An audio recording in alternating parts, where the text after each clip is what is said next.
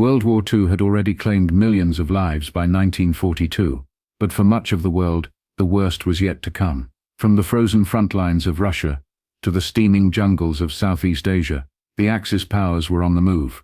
Germany controlled almost all of continental Europe. France had fallen. Britain stood alone, battered by the Blitz. Nazi troops were pushing deep into Soviet territory, inching closer to Moscow. In the Pacific, Japan had stunned the world by bombing Pearl Harbor, but that was only the beginning. Japanese soldiers advanced rapidly through the Pacific, defeating colonial powers and seizing resource-rich islands. British strongholds fell. American bases were overwhelmed. The Pacific was on fire. The United States had declared war in December 1941, but entry didn't mean instant power. America wasn't ready yet. In the early months of 1942, the Allies were losing everywhere. The world was falling under totalitarian control. The Allies weren't fighting to win. They were just fighting to survive. By mid-1942, fear had spread like wildfire. Hitler believed his enemies were weak. Japan saw itself as unstoppable. Across every continent, democracies were doubted, and dictators seemed invincible. But the war was not over. In fact, it hadn't even truly begun. The world was on the brink of defeat. But 1942 wasn't the end. It was the turning point. Would you like to continue with part 2? By early 1942, the Allies were barely holding on. But wars aren't won by territory alone. They're won by resolve, by timing, and by turning points.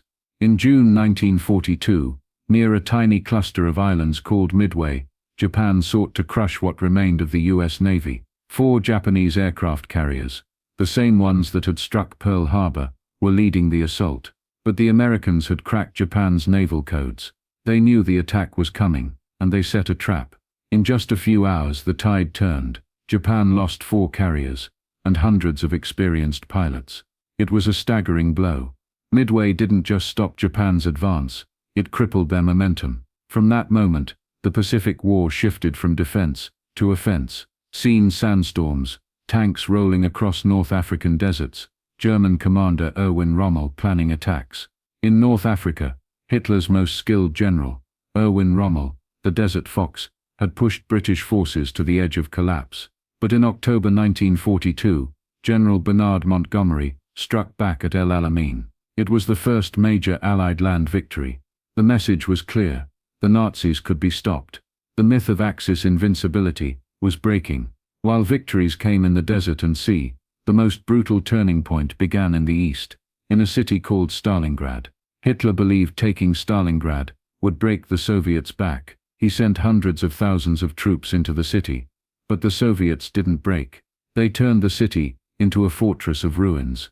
Every street became a battlefield. Every building, a fortress. The battle for Stalingrad wasn't just about military strategy. It was about will. Who would endure longer? In 1942, the Axis stopped advancing. For the first time, they began retreating. But it wasn't over yet. The cost of turning the tide would be measured in blood. By the end of 1942, the world was still at war, but something was different. The Axis had tasted defeat, and the Allies had found their footing. In November 1942, the Soviets launched Operation Uranus, a massive counter-offensive around Stalingrad. The German Sixth Army, over 250,000 men, was surrounded. Hitler ordered them to stand and fight. For months they held out in freezing conditions, low on food and ammunition. No reinforcements came.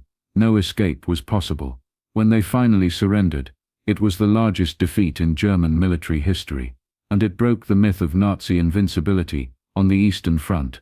Back in North Africa, another turning point unfolded. In November 1942, the US launched its first major offensive in Europe, Operation Torch. It marked a new era. The US wasn't just supplying the war, it was fighting it. Side by side with British forces, they began driving the Axis out of Africa.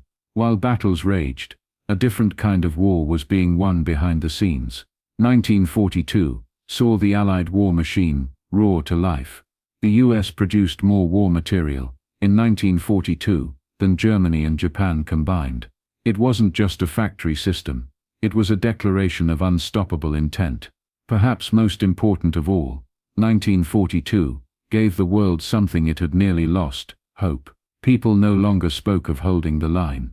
They spoke of winning, of pushing back, of reclaiming a world that had been plunged into darkness. 1942 did not end the war, but it changed its direction forever. It was the year that turned defeat into defiance, collapse into momentum. It was the year the Allies rose, and the Axis cracked. History does not move in straight lines. It shifts in moments. And 1942 was one of those moments.